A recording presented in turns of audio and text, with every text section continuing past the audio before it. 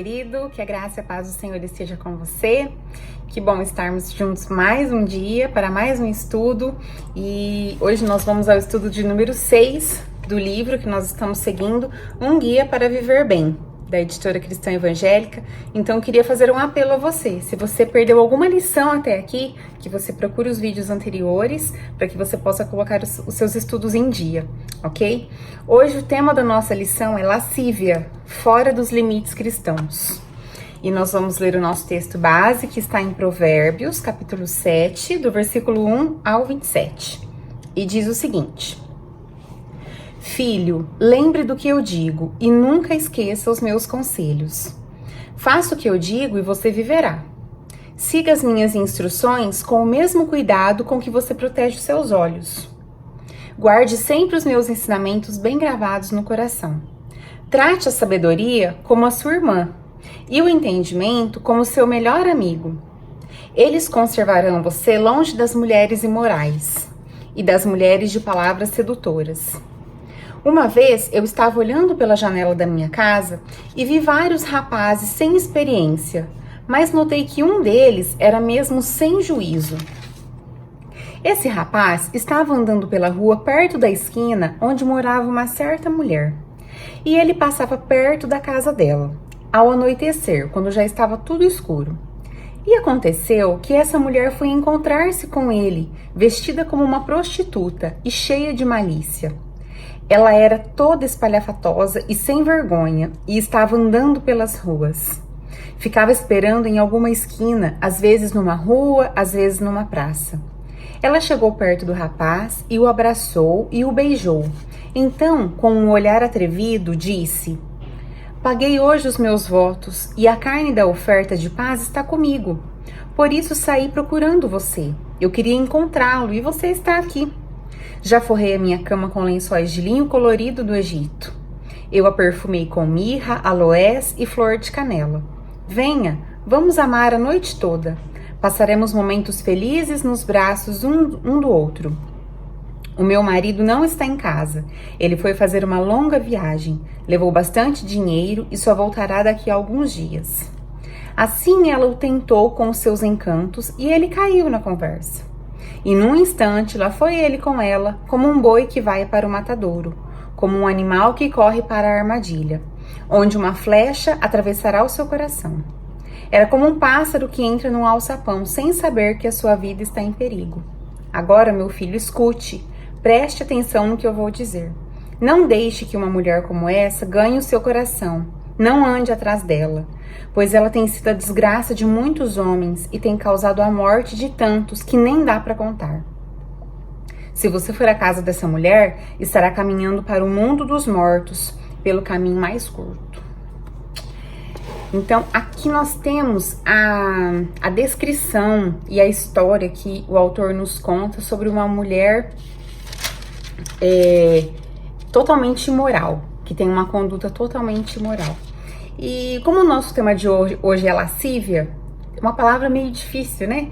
O que será que significa lascívia? Então, de acordo com o dicionário, lascívia significa luxúria, libidinagem, libertinagem, ou uma sexualidade ou uma sensualidade aguçada, né? Exagerada. E hoje nós vemos isso estampado nas nossas caras, em todo lugar onde a gente vai. Quando nós olhamos a televisão, ou quando nós passamos por algum outdoor, ou abrimos alguma revista, nós podemos ver isso de forma muito explícita, que às vezes uma propaganda de algo tão inocente, que não tem nada a ver, traz essa sensualidade. Explora muito, hoje mais do que nunca, a imagem, principalmente da mulher. Não que não explore a imagem do homem, mas principalmente da mulher. Então nós vemos um comercial de um refrigerante que traz ali a imagem de uma mulher, às vezes vestida de uma forma mais sensual, para fazer ali, expor aquele produto de um refrigerante que não teria necessidade disso. Você vê a propaganda de um desodorante, traz a imagem explícita de uma mulher. Você vê uma propaganda de uma bebida, principalmente, né, bebida de perfume, enfim, se você procurar aí no seu celular, na internet, ou se você prestar atenção nos comerciais de televisão, você vai ver o quanto a mídia e as propagandas exploram essa imagem da mulher. E, enfim, não só da mulher, mas essa imagem sensual. Hoje, parece que tudo gira em torno disso, da sensualidade. É uma coisa exagerada, né? Então, lascívia, no termo grego, que eu não vou me atrever a pronunciar, né? Ela denota uma ausência de restrição, uma indecência. É um desejo intenso, é uma perversão, tá? Lá no livro de Gálatas, capítulo 5, o versículo 19, e aí ele coloca assim, que as coisas que a natureza humana produz são bem conhecidas, e elas são a imoralidade sexual, a impureza, as ações indecentes, adoração de ídolos, as feitiçarias, inimizades, brigas, ciumeiras, excessos de raiva, ambição egoísta, desunião, divisões, invejas, bebedeiras, farras e outras coisas parecidas com essas. Uma coisa importante da gente frisar é que o desejo, o impulso sexual, ele é totalmente natural. Foi dado por Deus a nós, faz parte da nossa condição fisiológica, isso é natural. Né?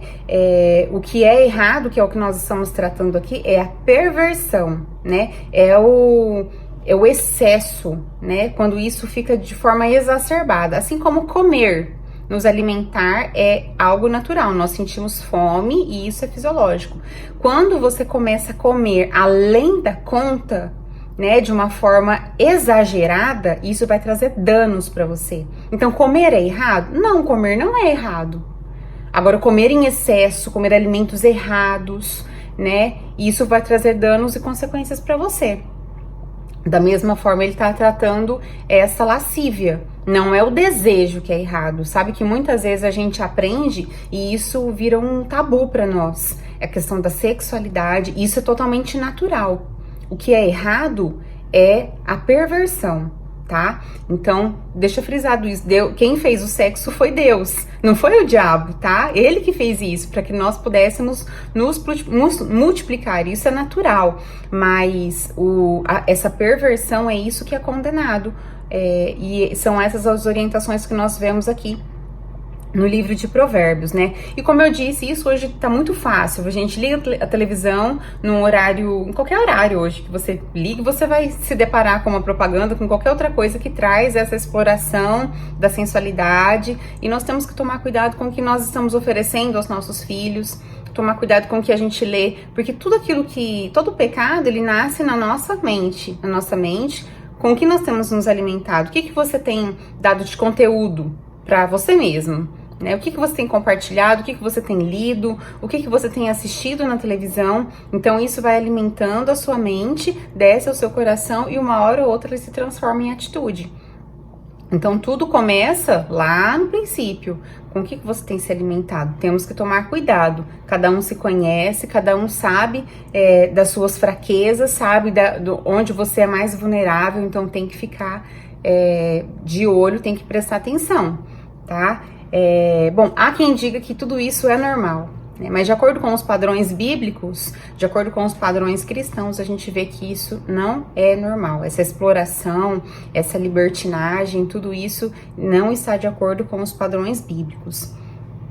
Então nós vamos ver aqui algumas artimanhas da sedução que foi usada por essa mulher aqui, que nós lemos aqui no capítulo 7, essa mulher imoral, para que ela pudesse então atrair aquele jovem para a casa dela, né?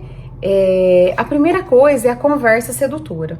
Lá em Efésios 4, 29, diz assim: não digam palavras que fazem mal uns aos outros, mas usem apenas palavras boas, que ajudem os outros a crescer na fé e a conseguir o que necessitam, para que as coisas que vocês dizem façam bem aos que ouvem. Então nós temos que tomar cuidado com as palavras, com o tipo de conversa, né? O tipo de conversa tem sido a perdição de muitas pessoas. Toda conversa provocante, então, ela deve ser evitada. E o comportamento condenável, que aqui a lição nos traz como olhares maliciosos, né? As mulheres antigas, elas pintavam os olhos de uma forma estratégica para que o olhar fosse cada vez mais sedutor, para que fosse um olhar marcado, justamente para esse fim, para atrair outras pessoas. Hoje nós temos tantas formas de maquiagem, maquiagens mais discretas, que abrem o olhar, que deixam o olhar mais bonito. Então, será que isso é pecado? A gente se maquiar é pecado? Né? Não é pecado. Depende da intenção do seu coração. Depende com que intenção você está fazendo isso.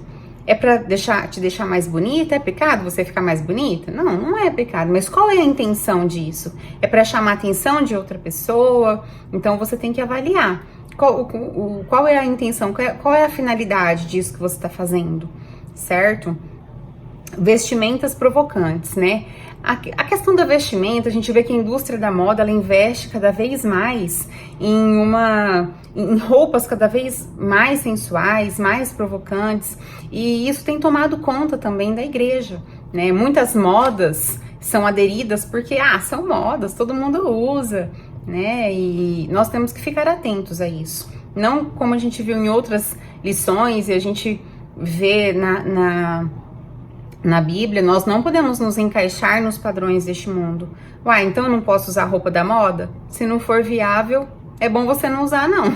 Se vai chamar a atenção de outra pessoa, se vai despertar a atenção de outra pessoa, né? Se vai te expor de uma forma indevida, é melhor que você não use, né?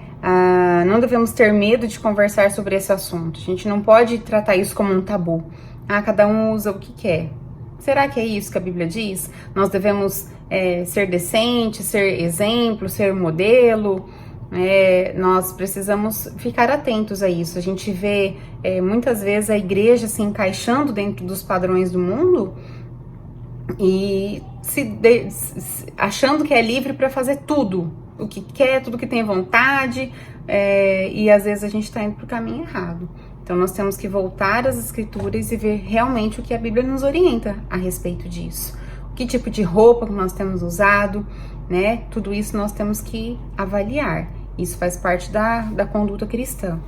Elogios lisonjeiros, né? Neste texto, a mulher também usa das lisonjas para seduzir o rapaz, né? Como quem diz assim, nossa, que lindo moço você é, como é galanteador, né? E vai por aí afora. E o moço, então, encantado com esse tipo de elogio, com esse tipo de palavras, ele se torna aí uma presa fácil e cai na armadilha, cai na ratoeira.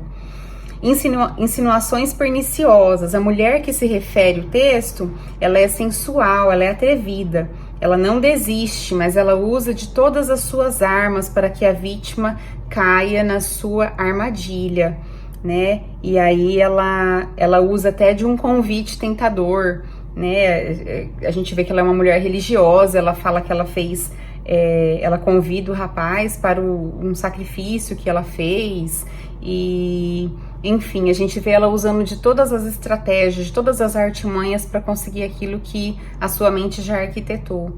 Então nós vemos aqui que ela seduziu esse rapaz com tantas palavras, e não se esqueçam que a figura da mulher aqui, é lógico que ela é representativa. Não quer dizer que a mulher é a vilã da história, tá? Esse é um exemplo que nós temos, né? Mas isso serve tanto para o homem quanto para a mulher, tá? E qual que é o plano de fuga, então, que nós temos que ter diante de uma situação dessas? O sábio conselho de Salomão, que ele nos exorta a fazer, é nos apegarmos aos conselhos do Senhor, aquilo que Deus diz para nós, e Deus tem conselho para esse tipo de problema também, né? Então, que conselhos essa passagem nos traz, a fim de nós termos uma vida mais pura, a fim de nós nos esquivarmos desse tipo de pessoa, de fugir desse tipo de situação?